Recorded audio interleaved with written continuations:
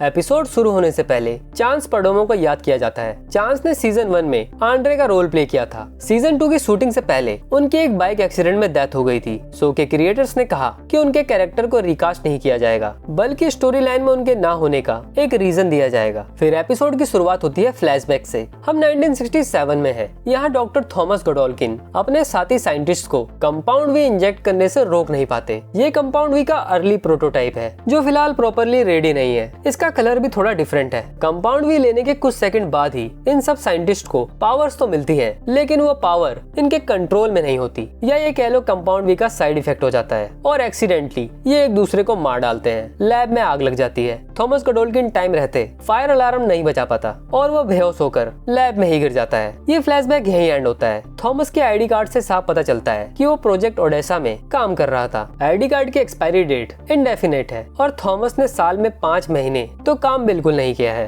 क्योंकि बाकी मंथ्स पंच हो रखे हैं। वॉट इस टाइम तक एक जाइंट मल्टीनेशनल कंपनी नहीं थी, इसलिए वॉट अमेरिकन लिखा हुआ है। अब प्रेजेंट टाइम की शुरुआत गडोल्किन यूनिवर्सिटी के प्रमोशनल वीडियो के साथ होती है, जहाँ यूनिवर्सिटी का नया डीन साइफर शहीद हुए हीरोज को श्रद्धांजलि दे रहा है, जैसे इजेकिल, टेकनाइट, क्वीन मीव, जो असल में पावरलेस होकर फिलहाल जिंदा है, लेकिन ये बात कम लोग ही जानते हैं। एंड विक्टोरिया न्यूमन, जो द बॉयज सीजन 4 के एंड में मारी गई थी बूचर के हाथों। आई मीन जो भी निकल रहा था उसकी छाती से। स्टारलाइट अभी भी फरार है। Cate, Sam, Justin and Rufus को गार्डियंस ऑफ गडोल्किन के तौर पर दिखाया जाता है। यूएस प्रेसिडेंट कैलाहन ने होमलैंडर को सूप्स की सेफ्टी का काम दे दिया है। असल में प्रेसिडेंट बस नाम का प्रेसिडेंट है। होमलैंडर ही एक तरह से अब प्रेसिडेंट का काम कर रहा है। सब कुछ उसके कंट्रोल में है। और आखिर में साइफर नए स्टूडेंट्स को इनवाइट करता है कि वो अगले सेमेस्टर के लिए अप्लाई करें। दूसरी तरफ एल्मायरा के गार्ड्स एमा और जॉर्डन को वापस गडोल्किन यूनिवर्सिटी ले जाते हैं, जहां उन्हें केट मिलती है। केट ने ही वॉर्ड के साथ डील करके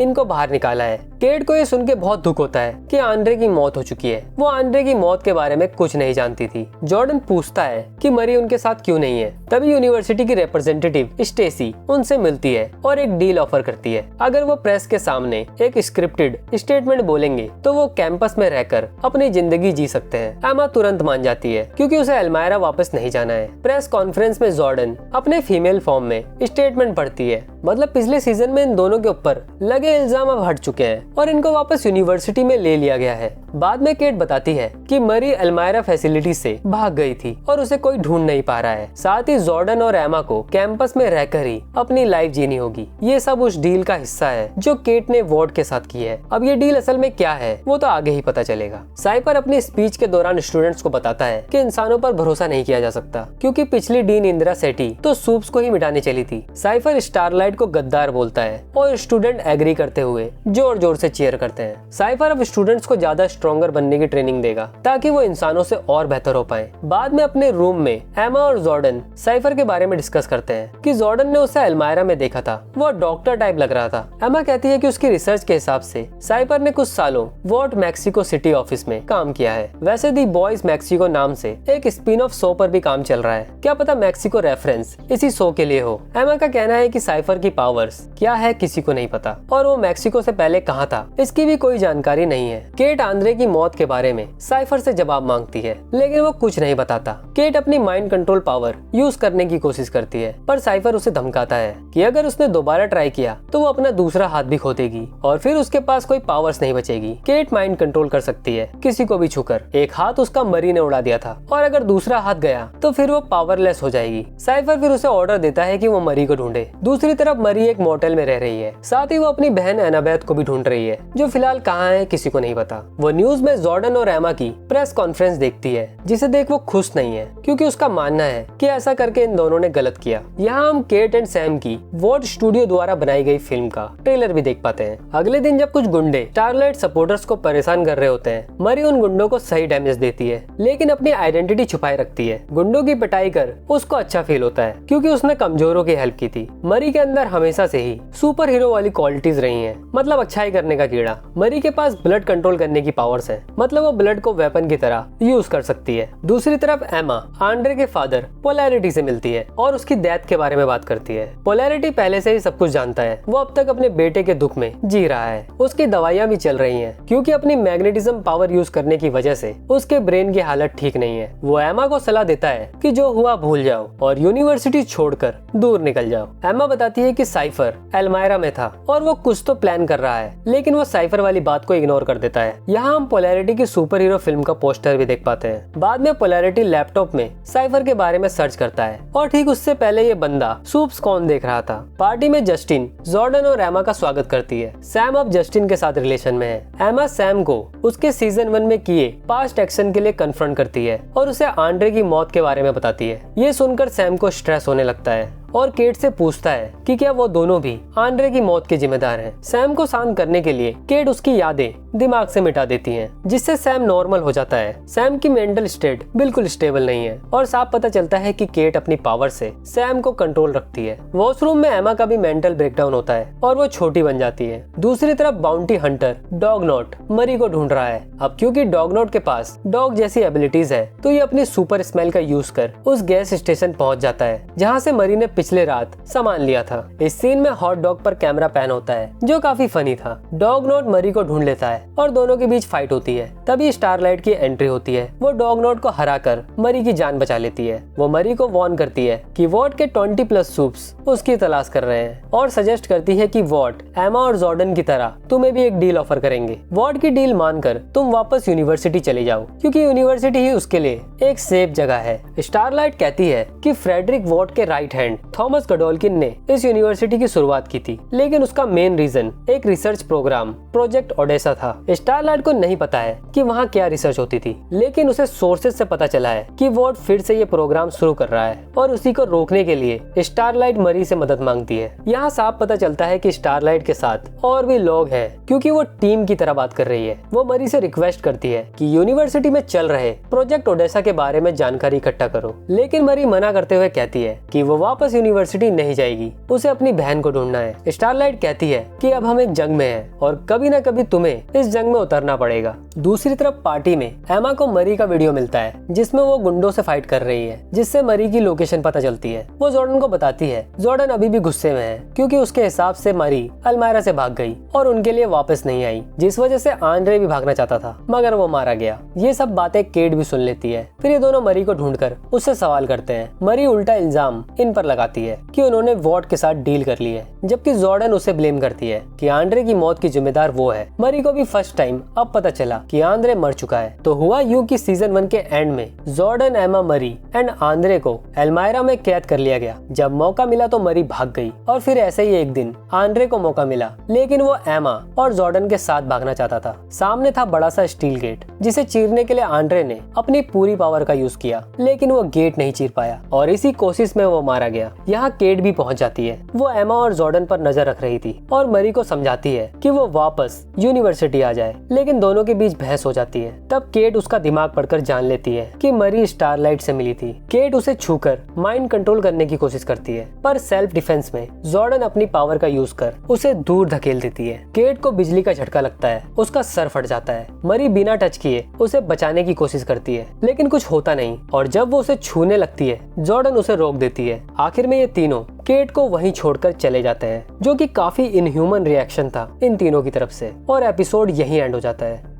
एपिसोड 2 में एमा मरी को मजबूर करती है कि एक वीडियो रिकॉर्ड करके वो अनाउंस करे कि वो वापस यूनिवर्सिटी आ रही है, क्योंकि हम सब जानते हैं कि इस यूनिवर्स में सोशल मीडिया का क्या इम्पैक्ट है। मतलब जब तक मरी लोगों के नजरों में रहेगी, तब तक वॉट उसको अचानक से गायब नहीं कर पाएगा। मरी वीडियो में कहती है कि उसकी मेंटल स्टेट अब ठीक हो चुकी है, इसलिए वो वापस यूनिवर्सिटी आ रही है। अगले दिन ये वीडियो यूनिवर्सिटी के हर स्टूडेंट तक पहुँच जाता है। मरी को साइफर के ऑफिस बुलाया जाता है। वहाँ साइफर उसका वेलकम करता है। वैसे मरी ने भी साइफर को एल्मायरा में देखा था। मरी पूछती है कि साइफर वहाँ क्या कर रहा था, लेकिन वो बात घुमा देता है और वो बताता है कि आंड्रे को भी अपने फादर पोलैरिटी वाली कंडीशन थी। उसके दिमाग में न्यूरल इम्बैलेंस था, जो उसके पावर यूज करने से और खराब हो रहा था, बिल्कुल उसके फादर की तरह, और अपनी पावर को लिमिट से ज्यादा यूज करने की वजह से वो एल्मायरा में मारा गया। मरी इस बात पर ट्रस्ट नहीं करती। तब साइफर आंड्रे के मेडिकल रिकॉर्ड्स भी दिखाता है। वो ये भी बताता है कि केट पर अटैक हुआ था, पर वो बच गई है और हॉस्पिटल में उसका ट्रीटमेंट चल रहा है। देखकर ऐसा लगता है जैसे साइफर को पता है कि केट पर अटैक किसने किया था।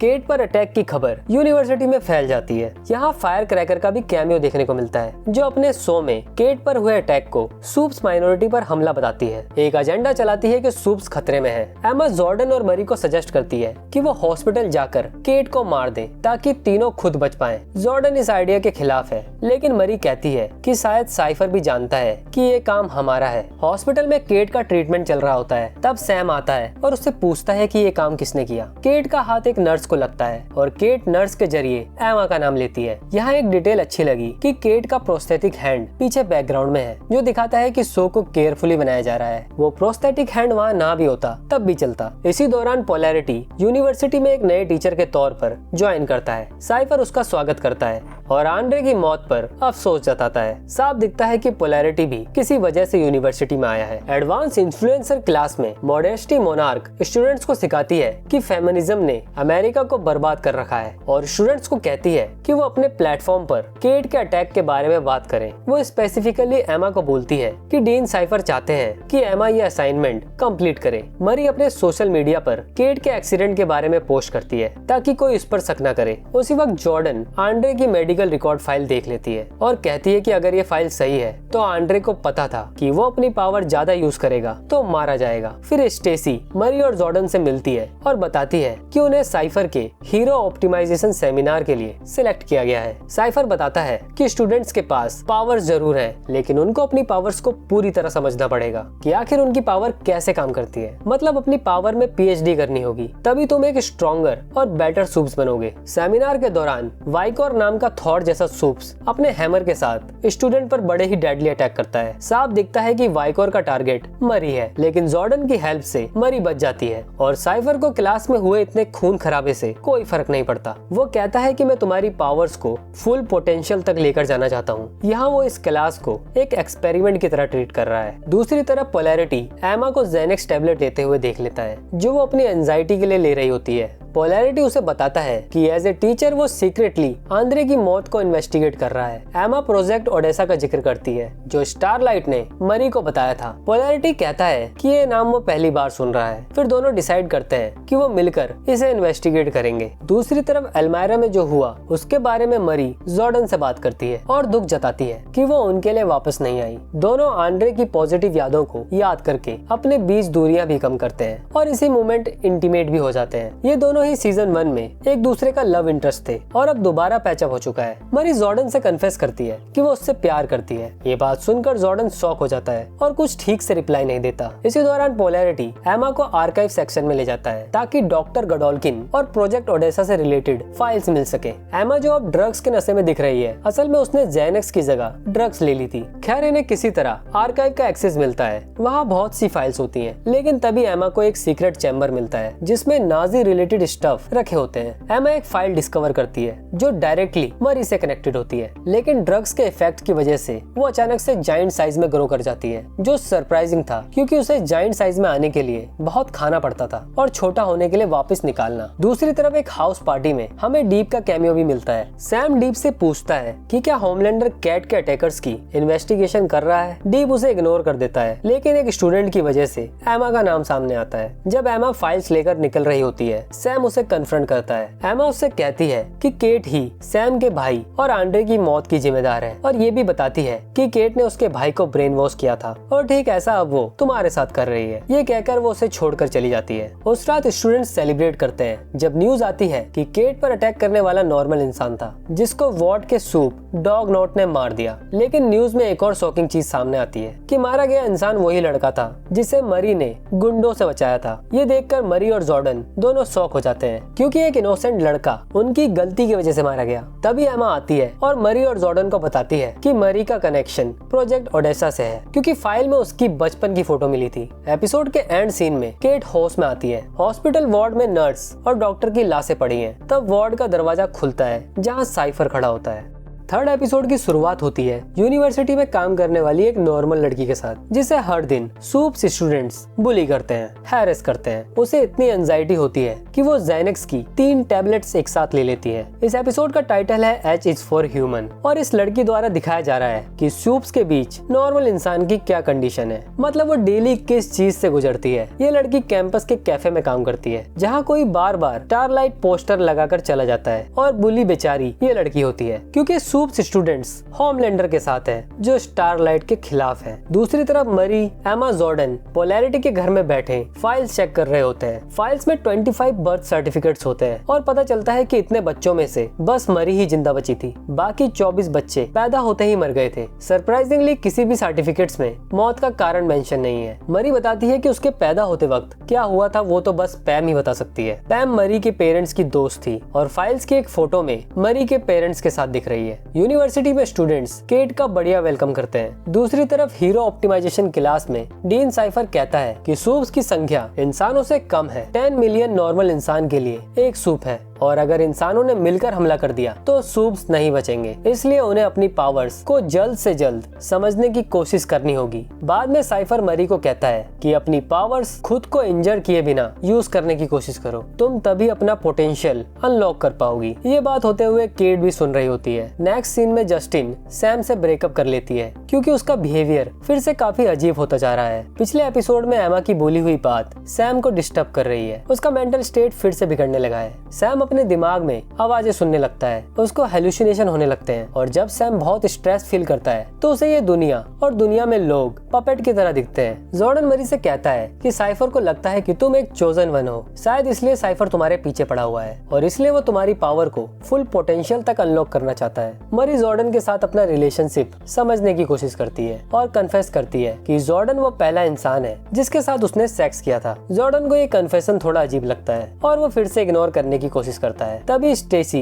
कैंपस में जॉर्डन के पोस्टर लगवाती है क्योंकि उसकी रैंकिंग अब नंबर 1 हो चुकी है। दूसरी तरफ केट साइफर के घर में उससे मिलती है और उससे कहती है कि वॉर्ड को बता दो कि उस पर हमला एमा जॉर्डन और मरी ने किया था। साइफर फिर मैनिपुलेट करते हुए कहता है कि ये सब करने की कोई जरूरत नहीं है क्योंकि फिर वॉर्ड को पूरी कहानी बतानी पड़ेगी जिसमें ये भी बताना पड़ेगा कि केट अब पावरलेस हो चुकी है। साइफर कहता है कि जब तक तुम्हारे पास पावर है तब तक तुम यूनिवर्सिटी में हो, पावर्स के बिना तुम एक बस नॉर्मल इंसान हो, इसलिए अपनी पावर्स को वापस गेन करो और आराम से जियो। केट फिर जाने लगती है। तब घर में उसे एक स्टोरेज वॉल्ट टाइप दरवाजा दिखता है। अब इसके अंदर क्या है वो फिलहाल मिस्ट्री है। दूसरी तरफ स्टेसी जॉर्डन को बताती है कि वो अब नंबर 1 है तो उसे प्रोडक्ट एंडोर्स करने होंगे और वॉर्ड का बताया नैरेटिव प्रमोट करना होगा। इन सब चीजों के लिए जॉर्डन थोड़ा कंफ्यूज हो जाता है कि आखिर किया क्या जाए। एमा कैफे वर्कर यानी उस नॉर्मल लड़की की मदद करती है। असल में स्टारलाइट पोस्टर हार्पर लगा रही थी क्योंकि वो एक स्टारलाइट सपोर्टर है। एमा शॉक हो जाती है ये जानकर कि हार्पर दूसरे सूप्स की एबिलिटीज और पावर्स को 60 सेकंड्स के लिए मिमिक कर सकती है, कॉपी कर सकती है, बल्कि उनसे ही बेटर मिमिक कर सकती है। हार्पर एमा से प्रॉमिस करवाती है कि वो उसकी पावर एबिलिटीज किसी को नहीं बताएगी। बाद में एमा हार्पर और उसकी रूममेट एली के पास जाकर उनका ग्रुप ज्वाइन करती है। एमा कहती है कि यूनिवर्सिटी और वॉर्ड के खिलाफ हमें कुछ बड़ा प्लान करना चाहिए। अब वो बड़ा क्या करेंगे वो तो आगे ही पता चलेगा। दूसरी तरफ सैम परेशान होकर केट के पास आता है और अपने दिमाग में चल रही आवाजों से छुटकारा पाना चाहता है। केट पावरलेस होने की वजह से उसकी हेल्प नहीं कर पाती। सैम वायलेंट हो जाता है और तोड़फोड़ करने लगता है। तब जॉर्डन बीच में आकर उसे शांत करती है। जॉर्डन सैम को कहती है कि तुम्हें एक बार अपने पेरेंट्स से मिलना चाहिए, क्या पता तुम्हें अच्छा फील हो। बाद में मरी पैम के घर पहुंचती है जहां पैम बताती है कि मरी IVF के थ्रू कंसीव हुई थी गडोल्किन यूनिवर्सिटी की एक फर्टिलिटी क्लिनिक में। IVF काफी महंगा ट्रीटमेंट होता है जो मरी के पेरेंट्स के बस की बात नहीं थी। तब वॉट ने मरी के पेरेंट्स की हेल्प की और ट्रीटमेंट का सारा खर्चा वॉट ने किया, जबकि उसकी छोटी बहन एनाबेथ का जन्म नेचुरल था। पैम के पास मरी के बर्थ टाइम की कई फोटोज होती हैं। मरी फोटोज देखती है जिसमें साइफर के हाथों में मरी दिखती है। पैम बताती है कि ये डॉक्टर गोल्ड है और इन्होंने ही तुम्हारी डिलीवरी की थी। अब तक मरी सोचती थी कि उसके पेरेंट्स को पैसे मिले थे मरी की बॉडी में कंपाउंड वी डालने के लिए, लेकिन असल कहानी है कि उन्हें एक बच्चे की चाहत थी और वॉट ने मरी के पेरेंट्स की हेल्प की, लेकिन वॉट फ्री में कुछ दे ऐसा कैसे हो सकता है। तो शायद वॉट ने IVF प्रोसेस के दौरान मरी में कंपाउंड वी इन्फ्यूज कर दिया होगा। खैर यहीं मरी को पता चलता है कि उसकी बहन काफी टाइम से पैम के घर में रह रही थी और वो पैम से पूछती है कि उसने ये बात क्यों छुपाई। पैम कहती है कि एनाबेथ अपने पेरेंट्स की मौत से बहुत ट्रॉमेटाइज थी और इसके लिए वो मरी को ब्लेम करती है। मरी का कहना था कि वो खुद छोटी बच्ची थी, उसको फर्स्ट टाइम पीरियड आए थे, उसकी पावर ब्लड कंट्रोल की थी जो तभी ट्रिगर हुई जिससे वो पैनिक कर गई और उसके पेरेंट्स मारे गए। उसका कहना भी सही है, उसने कभी नहीं मांगा कि उसके शरीर में कंपाउंड वी हो, ये उसके पेरेंट्स का फैसला था। देखा जाए तो यहाँ मरी खुद एक विक्टिम थी। एक तरह से उसके पेरेंट्स ने वॉर्ड के साथ खुद की मौत का कॉन्ट्रैक्ट साइन कर लिया था। वैसे मरी के पेरेंट्स की मौत का सीन सीजन 1 की स्टार्ट में आता है जो बड़ा ही ट्रॉमेटिक और ट्रेजिक था। साथ ही ये चीज मरी के कैरेक्टर को एक स्ट्रॉन्ग स्टोरी लाइन देने में हेल्प करती है। मरी पैम को ब्लेम करती है कि उसने हमेशा मरी को एक मॉन्स्टर की तरह फील करवाया है और उसकी बहन के दिमाग में भी मरी के बारे में यही भर दिया है। इसलिए उसकी बहन अब तक मरी से बात नहीं करना चाहती है। कुछ देर बाद यूनिवर्सिटी के 60 साल होने पर थॉमस गडोल्किन डे सेलिब्रेट किया जा रहा है और साइफर अपनी स्पीच में रैंकिंग सिस्टम की इम्पोर्टेंस पर बात कर रहा है। जॉर्डन मरी को ढूंढकर अपनी फीलिंग्स कन्फेस करता है, मतलब अब इनका बॉन्ड थोड़ा और स्ट्रॉन्गर होगा। उसके तुरंत बाद जॉर्डन को स्टेज पर बुलाया जाता है क्योंकि रैंकिंग में अब वो नंबर 1 है। वो स्टेसी का लिखा हुआ PR स्टेटमेंट पढ़ना शुरू करता है, लेकिन फिर अपने फीमेल फॉर्म में आकर सबको बताता है कि उनका दोस्त आंड्रे मारा गया है और वॉट ये बात छुपाना चाहता है। साथ ही वो अपने आप को केट पर किए अटैक का रिस्पॉन्सिबल बताता है। यहाँ वॉट ने जानबूझकर केट पर हुए अटैक का ब्लेम नॉर्मल इंसान पर डाल दिया था ताकि सूप्स नॉर्मल इंसानों से नफरत करें और यही एपिसोड 3 एंड हो जाता है। एपिसोड 4 की शुरुआत में केट अपनी वीडियो में बता रही है कि उस पर जॉर्डन ने नहीं बल्कि स्टार लाइटर्स ने अटैक किया था। केट की इस वीडियो की वजह से जॉर्डन की पब्लिक इमेज खराब हो रही है क्योंकि अब स्टूडेंट्स जॉर्डन को झूठा समझ रहे हैं। केट ने यह वीडियो साइफर और वॉट के कहने पर बनाई है क्योंकि जॉर्डन की वजह से वॉट पर सवाल उठ रहे थे। जॉर्डन और मरी को साइफर के ऑफिस बुलाया जाता है जहाँ उनकी मुलाकात वॉट मार्केटिंग के सेथ रीड से होती है। सेथ को हमने कई बार द बॉयज में भी देखा है। साइफर और सेथ बताते हैं कि जॉर्डन की वजह से वॉट की इमेज खराब हुई है और अब इस इंसिडेंट को एक पब्लिसिटी स्टंट बनाया जाएगा जिसमें जॉर्डन और मरी के बीच एक फाइट होगी और मरी को अपनी पावर्स यूज करके जॉर्डन को हराना होगा क्योंकि लोग अब जॉर्डन को पिटते हुए देखना चाहते हैं। मरी मना करती है, कहती है कि उसके पास इतनी पावर्स नहीं है कि वो जॉर्डन को हरा पाए। तब साइफर धमकी देते हुए कहता है कि वो बात नहीं मानेगी तो सबको अलमायरा भेज दिया जाएगा। बाद में मरी जॉर्डन और एमा से कहती है कि उन्हें केट से हेल्प लेनी पड़ेगी, लेकिन जॉर्डन और एमा को केट पर ट्रस्ट नहीं है क्योंकि अब तक केट साइफर की साइड है।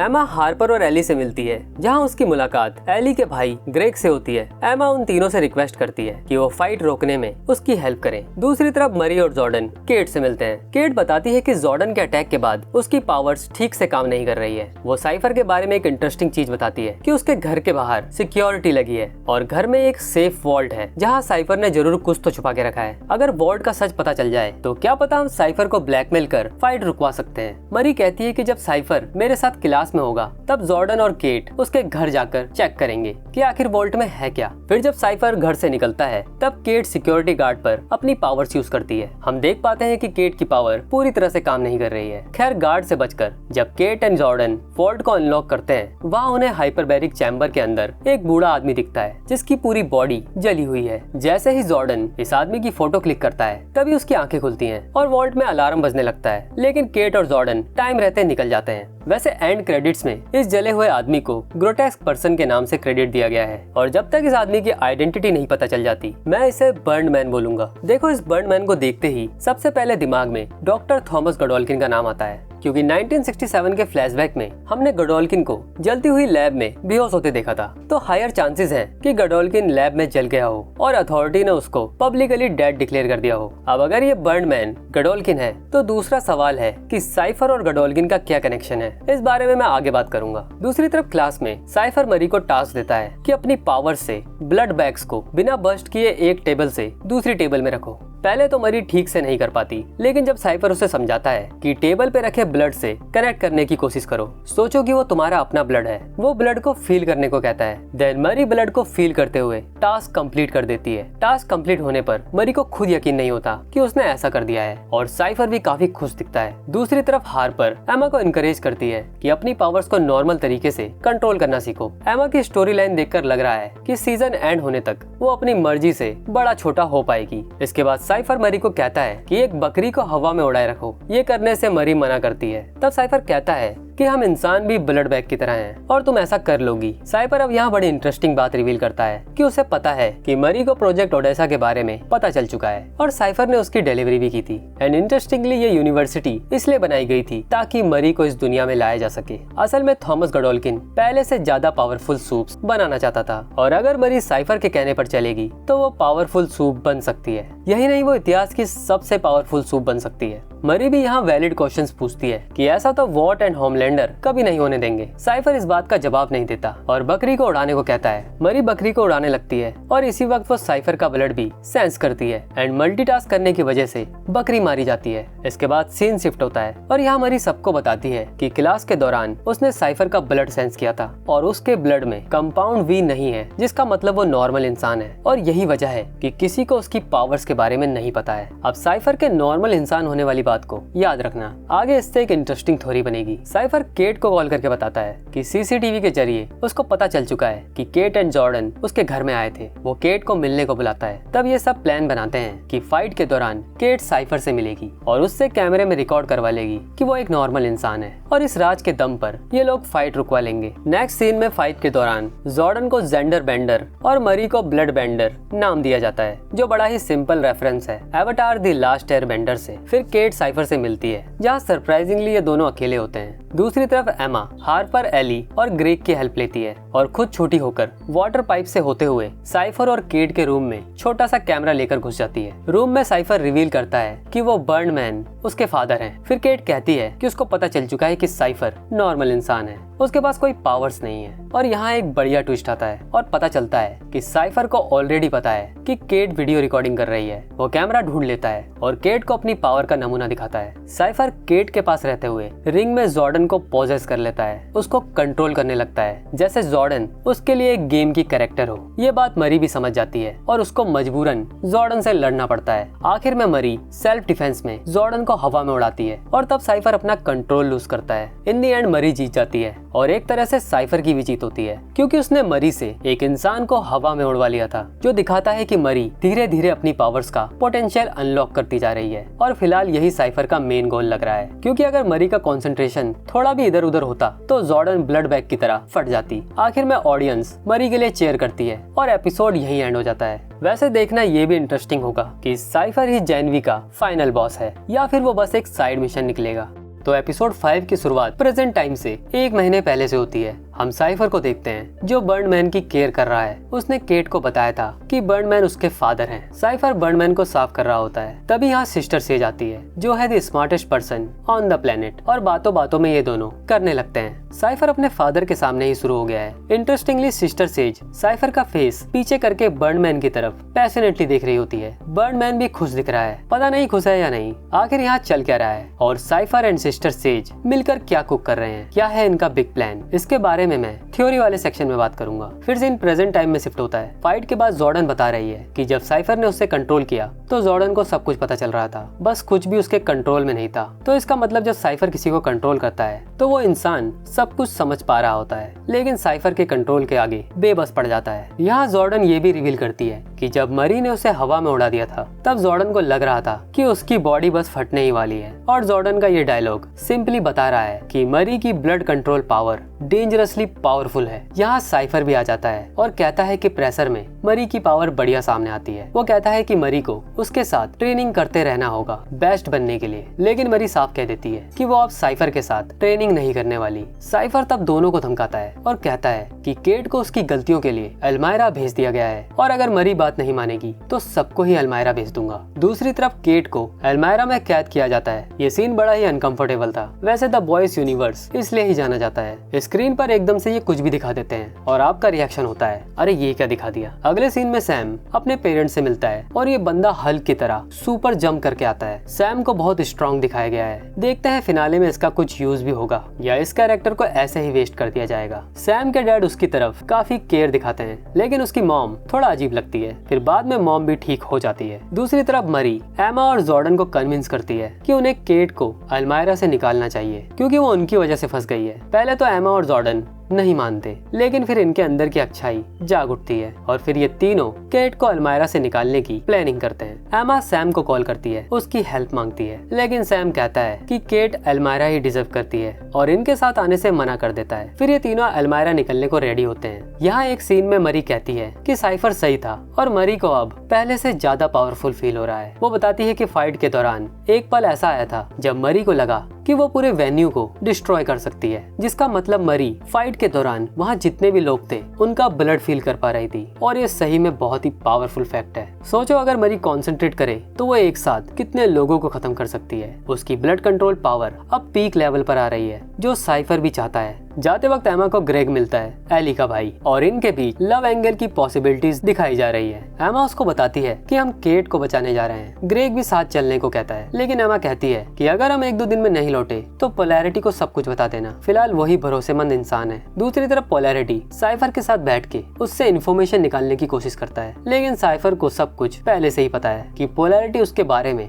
हर जगह पूछताछ कर चुका है। वो कहता है कि जो पूछना है साफ साफ पूछ लो। फिर साइफर पूछने पर बताता है कि उसने अपने तरीके से सूप्स पर बहुत रिसर्च की है, जिस वजह से वो अब सूप्स की पावर नेक्स्ट लेवल तक ले जा सकता है। वो ये भी बताता है कि मरी अपनी पावर से दुनिया बदल सकती है। पोलैरिटी पूछता है वो कैसे। साइफर बताता है कि उसके लिए तो नेक्स्ट वीक तक का वेट करना होगा। फिर पोलैरिटी अपने बेटे आंद्रे के बारे में पूछता है कि उसकी मौत कैसे हुई थी, सच्चाई क्या है और साइफर अल्मायरा में क्या कर रहा था। साइफर साफ बताता है कि आंद्रे की मौत एक एक्सपेरिमेंट की वजह से हुई थी। साइफर आंद्रे की पावर को फुल पोटेंशियल तक ले जाना चाहता था, लेकिन आंद्रे की बॉडी हार मान गई और वो मारा गया। ये बात सुन पोलैरिटी अपनी पावर से साइफर पर चाकू से अटैक करता है, लेकिन साइफर वो चाकू खुद के हाथ में मारता है, जिससे उसे कोई दर्द नहीं होता। वो पोलैरिटी को कहता है कि मुझसे भिड़ने की जरूरत नहीं है। देखो इस सीन में जो डायलॉग्स थे उनसे लग रहा है कि साइफर अल्मायरा में एक्सपेरिमेंट कर रहा था और आंद्रे एक्सपेरिमेंट में मारा गया। ऐसा भी हो सकता है कि साइफर ने आंद्रे की बॉडी को पॉजेस कर लिया हो और फिर उसने उसकी पावर को फुल पोटेंशियल तक यूज किया हो, इसलिए उसकी मौत हो गई। वैसे फिलहाल कुछ क्लियर नहीं है, लेकिन अब हम साइफर की पावर्स जानते हैं, तो ऐसा हो सकता है कि उसने आंद्रे की बॉडी का कंट्रोल ले लिया हो। दूसरी तरफ सैम की स्टोरी चल रही है। सैम को अब तक लगता था कि उसके पेरेंट्स ने उसे कंपाउंड वी दिया था और इस वजह से उसकी मेंटल कंडीशन खराब हुई, लेकिन ऐसा नहीं था। उसकी मॉम बताती है कि जेनेटिक्स की वजह से उसको जन्म से ही मेंटल कंडीशन थी, इसमें कंपाउंड वी का कोई रोल नहीं था। सैम अपनी मेंटल कंडीशन की वजह से बचपन से ही वायलेंट था और कंपाउंड वी की वजह से पावरफुल भी, इसलिए उसे कंट्रोल करना उसके पेरेंट्स के बस की बात नहीं थी, क्योंकि वो नॉर्मल इंसान थे। इसलिए उन्होंने बचपन में ही सैम को वार्ड की एक फैसिलिटी में भेज दिया था, जहां वो दूसरों के लिए खतरा नहीं बन पाएगा। मॉम कहती है कि सैम अगर खुद चाहे तो अपने इमोशंस पर कंट्रोल कर सकता है और इससे वो ठीक रह पाएगा। मतलब उसे खुद को कंट्रोल में रखना पड़ेगा स्टेबल रहने के लिए, वरना उसकी कंडीशन का कोई इलाज नहीं है। सैम के डैड बताते हैं कि वॉट ने झूठ बोला था कि सैम मर चुका है और सैम के पेरेंट्स ने उसका फ्यूनरल भी किया था। डैड बताते हैं कि उन्हें अब लग रहा है कि पता नहीं उन्होंने फ्यूनरल के नाम पर किसकी बॉडी को दफनाया था। एंड देन सैम के भाई ल्यूक ने भी यूनिवर्सिटी में खुद को खत्म कर लिया। फिर सीजन 1 के एंड में जो हुआ उसके लिए सैम को हीरो की तरह न्यूज में दिखाया गया। तब सैम के पेरेंट्स को पता चला कि सैम जिंदा है। वो सैम से मिलने के लिए यूनिवर्सिटी भी गए, लेकिन वॉट ने बताया कि सैम अपने पेरेंट्स से मिलना नहीं चाहता, जबकि सैम बताता है कि उसे तो किसी ने बताया भी नहीं कि उसके पेरेंट्स यूनिवर्सिटी आए थे। तो इसका मतलब वॉट ने सैम को डेड डिक्लेयर कर दिया ताकि उस पर एक्सपेरिमेंट किए जाए। एंड सीजन 1 में वो कैद से आजाद हो गया और फिर यूनिवर्सिटी का हीरो बन गया, इसलिए वो आज जिंदा है, वरना पता नहीं वॉट वाले सैम का क्या करते। वैसे यहाँ सैम और उसके पेरेंट्स के बीच रिलेशन फिक्स होते दिख रहे हैं और वो पहले से बेटर फील करता है। दूसरी तरफ ये तीनों अल्मायरा में घुसने की कोशिश करते हैं, लेकिन पता चलता है कि साइफर को पहले से ही सब कुछ पता था कि ये सब अल्मायरा आने वाले हैं, जिसका मतलब अब ये तीनों भी कैद में हैं और इनके गले में पावर सप्रेसर कॉलर लगा दिया गया है ताकि ये अपनी पावर्स यूज न कर पाए। मरी को एक ब्लड थिनर इंजेक्शन भी लगाया जाता है ताकि वो अपनी पावर्स ठीक से यूज नहीं कर पाए। वैसे एक बात थी, जब ग्रेग को पता होता है कि मरी और उसके दोस्त क्या करने वाले हैं, तभी साइफर को भी पता चल जाता है, जैसे फाइट के दौरान वो वीडियो रिकॉर्डिंग वाली बात। और यहाँ इनका अल्मायरा में जाना लग रहा है जैसे साइफर के साथ मिला हुआ है। एमा का सेल केट के पास होता है, जहाँ एमा बताती है कि वो केट को बचाने आए थे और खुद फंस गए। ये सुन केट को रियलाइजेशन होता है कि इतना कुछ गलत करने के बावजूद ये लोग उसे बचाने आए हैं और उसे अपने एक्शंस के लिए गिल्ट फील होने लगता है। दूसरी तरफ साइफर कंट्रोल रूम से सब कुछ सीसीटीवी में देख रहा होता है। यहाँ आती है सिस्टर सेज, जो अब एशली को हटाकर वॉट की सीईओ बन चुकी है। देखो ये दोनों कुछ तो कुक कर रहे हैं। सिस्टर सेज कहती है कि वो एक गिफ्ट लाई है साइफर के लिए, जिससे उसका काम जल्दी हो जाएगा क्योंकि साइफर का वक्त निकलता जा रहा है। साइफर कहता है कि अगर वो मरी के साथ कामयाब रहा तो वो होमलैंडर से भी ज्यादा पावरफुल बन जाएगी। सिस्टर सेज कहती है कि जो हम चाहते हैं वो होकर रहेगा। नेक्स्ट सीन में हम पोलैरिटी को देखते हैं, जो अपने बेटे को याद कर रहा होता है। तभी उसे सीजर्स आने लगते हैं। शायद ये इसलिए हो रहा है क्योंकि उसने साइफर पर अपनी पावर्स यूज की थी, जिसके लिए डॉक्टर ने मना किया था। और मेंटली भी अब वो थोड़ा डिस्टर्ब है क्योंकि साइफर की बातें उसके दिमाग में घर कर गई हैं। दूसरी तरफ साइफर मरी से मिलता है और कहता है कि जैसा वो कहेगा मरी को ठीक वैसा ही करना पड़ेगा। मरी ना में जवाब देती है। साइफर कहता है कि मरी, तुम सबकी लाइफ बदल सकती हो अगर एक बार अपनी पावर को फुल पोटेंशियल तक ले जाओ। देखना इंटरेस्टिंग होगा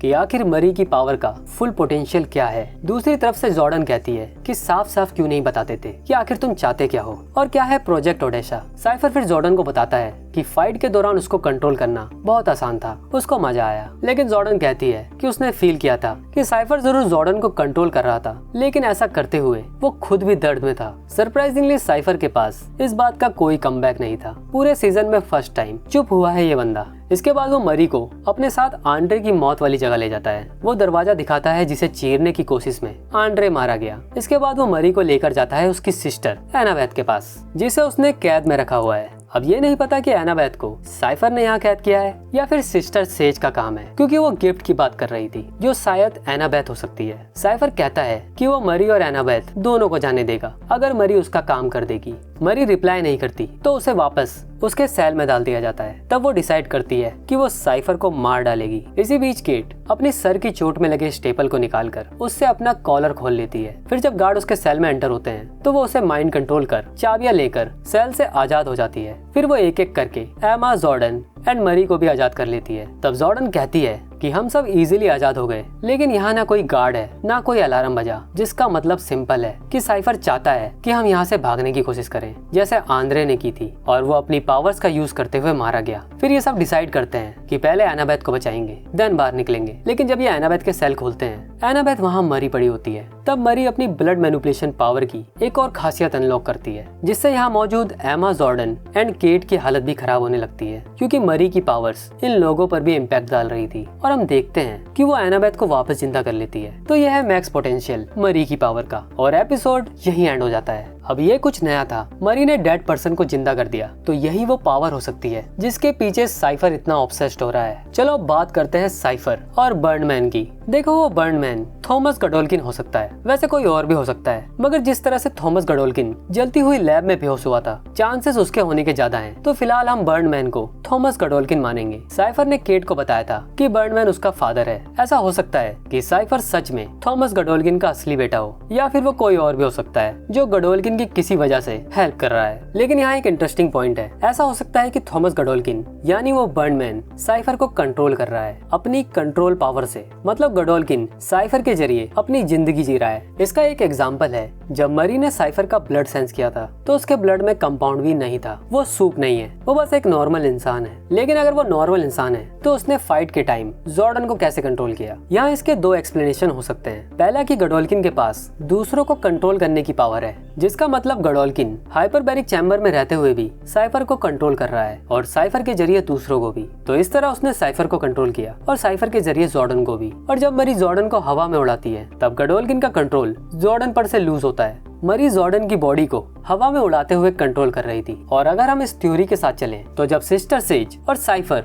कर रहे होते हैं तब सेज गडोल्किन की तरफ देख रही होती है। इससे ये साफ पता चलता है कि गडोल्किन एंड सेज साथ में काम कर रहे हैं और साइफर बस एक मोहरा है। और दूसरा एक्सप्लेनेशन ये हो सकता है कि गडोल्किन ने किसी तरह साइफर के साथ अपनी बॉडी एक्सचेंज कर ली है, मतलब बॉडी स्वैप वाला कॉन्सेप्ट, जिसमें साइफर बर्नमैन की बॉडी में है और बर्नमैन साइफर के जरिए अपनी लाइफ जी रहा है। साथ ही वो सिस्टर सेज के साथ किसी बड़े प्लान के लिए काम कर रहा है। मे बी वो मरी की पावर से अपनी जली हुई बॉडी को ठीक करना चाह रहा है, या फिर कोई और रीजन भी हो सकता है, और या फिर ये सब बस वाइल्ड थ्योरीज निकले। फिलहाल कुछ कह नहीं सकते हैं, क्या पता कुछ अलग ही प्लॉट ट्विस्ट निकले। लेकिन साइफर के ब्लड में कंपाउंड भी नहीं है, तो उसके पास पावर्स का होना नामुमकिन है। वैसे इतना तो हम एक्सपेक्ट कर सकते हैं कि 1967 का फ्लैशबैक हमें फिर से दिखाया जाएगा विद प्रॉपर स्टोरी कि आखिर गडोल्किन के साथ हुआ क्या था।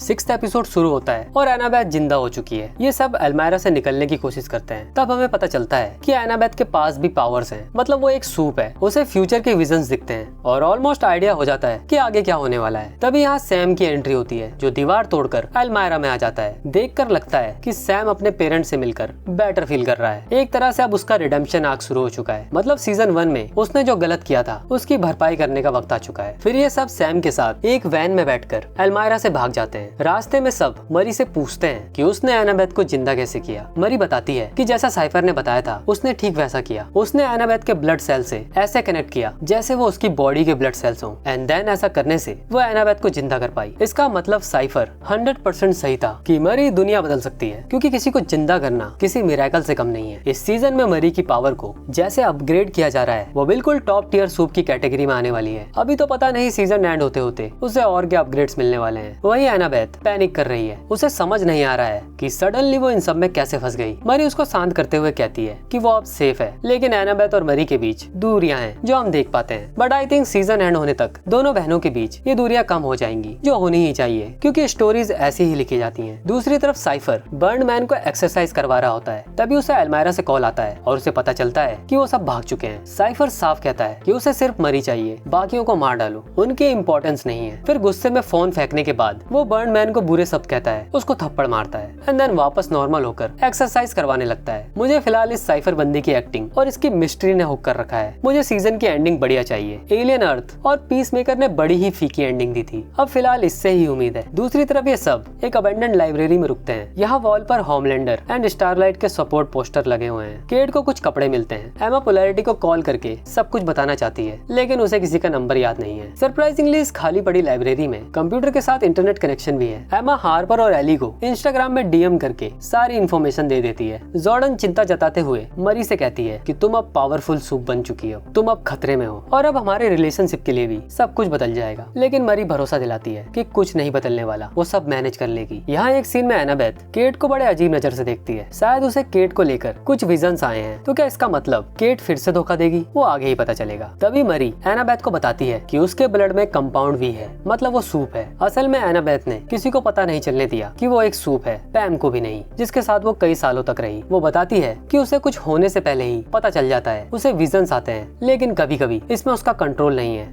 साथ ही उसे ये भी नहीं पता कि उसके पेरेंट्स ने उसे कंपाउंड भी कब दिया। वो यहाँ से जाने की बात करती है, लेकिन मरी उसे रोकते हुए कहती है कि तुम अब बाहर सेफ नहीं हो। एनाबेथ कहती है कि मरी फिर से उसकी लाइफ में आ गई और फिर से उसकी लाइफ डिस्ट्रॉय कर दी। एनाबेथ अभी भी मरी को अपनी पेरेंट्स की मौत का कारण मानती है, इसलिए ये सब कह रही है। मरी कहती है कि वो उसको पिछले 10 सालों से ढूंढ रही है, उसकी फैमिली में अब बस वही बची है। लेकिन एनाबेथ अभी भी मरी को ही ब्लेम करती है। दूसरी तरफ अपने घर में पोलैरिटी बेहोशी से उठता है और सामने साइफर है जो कहता है कि मरी तुमसे जरूर कांटेक्ट करेगी। उससे बोलना कि वापस यूनिवर्सिटी आकर मेरे साथ ट्रेनिंग करे और वो उसके दोस्त और बहन को सेफली छोड़ देगा। पोलैरिटी ऐसा करने से मना करता है। तब पोलैरिटी को दर्द देने के लिए साइफर बताता है कि आंड्रे को अपने आखिरी दिनों में कई बार सीजर्स आते थे और साइफर ने उसे बचाने की बहुत कोशिश की, लेकिन साइंस की भी लिमिटेशंस होती हैं। मुझे अभी भी लगता है कि साइफर कहीं ना कहीं रिस्पॉन्सिबल है आंड्रे की मौत में। वैसे वो यहाँ एक इंटरेस्टिंग बात बोलता है कि सूप्स की एक्सपायरी डेट होती है, हम एक दिन मर जाएंगे, तब कोई दवा काम नहीं करेगी, काम करेगा तो बस एक मिरेकल, एक चमत्कार, और वो है मरी। देखो साइफर के कई डायलॉग से ऑलमोस्ट क्लियर होता है कि मरी उस बर्न मैन को ठीक कर सकती है, जैसे उसने अपनी बहन को जिंदा किया, और ऐसे में वो पोलैरिटी के सीजर्स भी ठीक कर सकती है, किट की पावर्स भी ला सकती है और सैम की कंडीशन को भी ठीक कर सकती है। तभी हार्पर पोलैरिटी को कॉल करके मरी की लोकेशन बता देती है, क्योंकि हार्पर को लोकेशन एमा ने डीएम की थी। ये सीन काफी अच्छा था, जहाँ साइफर पोलैरिटी को कंट्रोल करके उसके जरिए हार्पर से बात करता है। दूसरी तरफ एनाबेथ को एंजाइटी हो रही है, पैनिक अटैक आने लगते हैं। तब मरी उसे शांत करती है। एनाबेथ को एंजाइटी होती है, प्लस उसके पास ही फ्यूचर देखने वाली पावर्स है। ये तो एक तरह से उसके लिए डेंजरस कॉम्बिनेशन है, क्योंकि फ्यूचर के बारे में सोचकर ही एंजाइटी होती है और इसलिए उसकी पावर उसकी वीकनेस बन सकती है। एनाबेथ कहती है कि उसे नफरत है इस बात से कि वो एक सूप है। तभी उसे विजन आते हैं कि उन पर अटैक होने वाला है और सामने आता है वाइकोर। सैम वाइकोर से लड़ता है। माना कि सैम स्ट्रॉन्गर है, लेकिन वो एक स्किल फाइटर नहीं है, इसलिए वाइकोर उस पर भारी पड़ता है। केट को एमा बड़ा होकर वाइकोर से निपटने को कहती है, लेकिन एमा अपना साइज बड़ा नहीं कर पाती, क्योंकि उसके लिए उसे एक्स्ट्रा खाना पड़ता है। लगता है अब फिनाले में ही एमा बड़े साइज में देखने को मिलेगी, वो भी बिना कुछ एक्स्ट्रा खाए। दूसरी तरफ अब वाइकोर मरी और जॉर्डन के सामने है, लेकिन तभी विक्टोरिया न्यूमन की बेटी जोई आ जाती है और वाइकोर को मार डालती है। पता चलता है कि स्टैन एडगर जोई के साथ मरी को ढूंढ रहा था। स्टैन एडगर वार्ड का सीईओ रह चुका है और विक्टोरिया न्यूमन उसकी अडॉप्टिव बेटी थी। विक्टोरिया के मौत के बाद जोई को रेड रिवर ऑर्फनेज भेज दिया गया, जहाँ से एडगर ने जोई को निकाला और अब यहाँ मरी के सामने है। यहाँ एडगर कहता है कि वो मरी को ढूंढ रहा था था क्योंकि मरी उसके काम आ सकती है और वो मरी को अपने साथ एक सेफ जगह चलने को कहता है। मरी और उसके दोस्त एडगर और जोई के साथ सेफ जगह जाते हैं। दरअसल होमलैंडर और बाकी खतरों से बचने के लिए एडगर ने 90 फीट नीचे अंडरग्राउंड बंकर बना रखा है जहाँ वो सेफली रहता है। एडगर पूछने पर बताता है कि मरने से पहले विक्टोरिया ने मरी के बारे में सब कुछ बताया था और इसलिए वो मरी को ढूंढ रहा था क्योंकि मरी सबसे अलग है। वो बताता है कि प्रोजेक्ट ओडेसा थॉमस गडोल्किन का आइडिया था जिसमें वो 1960 से काम कर रहा था। उसका मेन गोल था गॉड टियर सुपर हीरोज को बनाना, ऐसे हीरोज जो स्ट्रॉन्गर हो, सबसे पावरफुल हो। कई बार फेल होने के बाद सिर्फ 2 सब्जेक्ट्स पास हुए, 1980s में होमलैंडर और दूसरी है मरी। एडगर बताता है कि मरी होमलैंडर से बहुत अलग है। होमलैंडर एक सोशियोपैथ, एक साइकोपैथिक सूप है और हम सब जानते हैं कि होमलैंडर किस टाइप का सूप है, लेकिन वही मरी काफी स्टेबल है, मतलब होमलैंडर से अलग है। जॉर्डन पूछती है कि साइफर क्या चाहता है। एडगर कहता है कि साइफर थॉमस गडोल्किन के काम को आगे बढ़ा रहा है, बस फर्क इतना है कि गडोल्किन को लगता था कि वो सूप्स को कंट्रोल कर सकता है, वही साइफर सूप सुप्रीमेसी चाहता है। मतलब साइफर की सोच है कि सूप्स ह्यूमन से सुपीरियर हैं और उसकी चाहत है कि सूप्स पूरी दुनिया पर कंट्रोल करें। एडगर बताता है कि उसने 20 साल पहले प्रोजेक्ट ओडेसा को ऑफिशियली बंद कर दिया था क्योंकि मरी जिंदा तो बची थी लेकिन उसमें पावर्स का कोई साइन नहीं था। मरी के जन्म के बारे में कुछ ही लोगों को पता था जिसमें विक्टोरिया भी थी। अब किसी तरह ये बात साइफर भी जानता है। लोग मानते हैं कि गडोल्किन जिस आग में मरा था वहाँ प्रोजेक्ट ओडेसा से रिलेटेड सारी रिसर्च चल गई थी, हालांकि उसकी बॉडी कभी नहीं मिली। ऐसे रूमर्स थे कि गडोल्किन उस आग से बच गया था, लेकिन अगर बच भी गया होता तो अब तक मर चुका होगा। तब केट थ्योराइज करते हुए कहती है कि गडोल्किन अब लगभग 100 साल का होता और साइफर के घर में एक जला हुआ बूढ़ा आदमी है जिसे साइफर ने अपना फादर बताया था। तब एडगर कहता है कि अगर वो बूढ़ा आदमी गडोल्किन है तो शायद साइफर ने गडोल्किन की रिसर्च रिक्रिएट नहीं की बल्कि उसने गडोल्किन से ही वो रिसर्च निकलवाई है। पहले एडगर का प्लान था कि वो वापस वॉर्ड का कंट्रोल अपने पास लेगा और मरी के साथ एक डील करेगा जिसमें एडगर मरी को सेफ रखेगा और बदले में मरी फ्यूचर में एडगर का साथ देगी। लेकिन अब कहानी बदल गई है क्योंकि गडोल्किन जिंदा है तो उसके दिमाग में सूप्स को कंट्रोल करने का प्लान जरूर होगा और वही उसका मेन गोल था। दूसरी तरफ सैम एमा से अपने दिल की बात कहता है और दोबारा से एक साथ होने की बात करता है, लेकिन एमा फिलहाल ऐसा कुछ नहीं चाहती। उसका अभी ग्रेग के साथ भी सीन है। एनाबेथ और जोई की भी बात होती है। तब एनाबेथ को समझ आता है कि उसकी बहन मरी उससे बहुत प्यार करती है। एडगर फिर मरी को गडोल्किन की कुछ बची हुई रिसर्च फाइल्स दिखाता है जिसमें सूप्स को कंट्रोल करने के बारे में लिखा है। मरी को फाइल्स में कुछ इक्विपमेंट्स के फिगर्स दिखते हैं जो गडोल्किन ने इन्वेंट किए थे, जैसे वो पावर सप्रेसिंग कॉलर जो मरी को एल्मायरा में लगाया गया था, high frequency sound machine and halothane gas. इन सब के यूज से एक सूप को कंट्रोल किया जा सकता है। एडगर का मानना है कि अगर वो बूढ़ा आदमी गडोल्किन है तो उसके पास होमलैंडर को रोकने का या कह लो हराने का तरीका जरूर होगा और अब एडगर होमलैंडर को हराने के लिए गडोल्किन का यूज करना चाहता है ताकि फिर एडगर वॉर्ड पर अपना कंट्रोल वापस ले ले, क्योंकि फिलहाल होमलैंडर सब कुछ संभाल रहा है और होमलैंडर के होते हुए चांसेस कम है कि एडगर कुछ कर पाएगा। दूसरी तरफ साइफर किसी को कॉल पर सुना रहा होता है कि जल्द से जल्द मरी को वापस लाओ। वो पोलैरिटी को कंट्रोल कर उसे थप्पड़ लगाता है। यहाँ साइफर अपना प्लान भी रिवील करता है कि वो गडोल्किन यूनिवर्सिटी में 75% बेकार कमजोर सूप्स स्टूडेंट्स को हटा देगा, मतलब मार डालेगा, ताकि सिर्फ पावरफुल सूप्स ही बचे और आगे चलकर और स्ट्रॉन्गर होते जाएं। ये सुन पोलैरिटी उसे पागल कहता है। साइफर फिर से उसको कंट्रोल करके थप्पड़ मारने की कोशिश करता है, लेकिन इस बार पोलैरिटी किसी तरह साइफर को रोक पाता है और उसको अपने घर से बाहर फेंक देता है। ये सीन इंटरेस्टिंग था जहाँ पहली बार साइफर की कंट्रोलिंग पावर उतनी पावरफुल फील नहीं हुई। एपिसोड के आखिरी सीन में मरी बंकर से बाहर आती है। केट उससे बोलती है कि उसे ठीक कर दे ताकि केट की पावर्स वापस आ जाए, फिर वो मरी की हेल्प कर पाएगी साइफर को हराने में। लेकिन मरी का रिएक्शन देख के ऐसा लगता है कि वो थक चुकी है क्योंकि हर कोई उसके पीछे उसकी पावर्स की वजह से पड़ा है। फिर मरी और केट आगे बढ़ते हैं, लेकिन ये जा कहाँ रहे हैं? चांसेस हाई हैं कि मरी सीधा साइफर के घर जाएगी, जहाँ ट्रेलर से ये सीन देखने को मिलेगा। इसमें पोलैरिटी को साइफर के घर में कुछ हो गया है। ये वही रूम है जहाँ वो बूढ़ा आदमी था, क्योंकि यहाँ हम हाइपरबैरिक चैम्बर भी देख सकते हैं और केट के पीछे वो बड़ा वॉल्ट वाला डोर भी है। देखते हैं आगे क्या होता है। फिलहाल मैं इस वीडियो को यही एंड करता हूँ। अगर मुझसे कुछ मिस हो गया है तो कमेंट्स में जरूर बताना। बाकी मिलते हैं नेक्स्ट वीडियो में। Happy watching.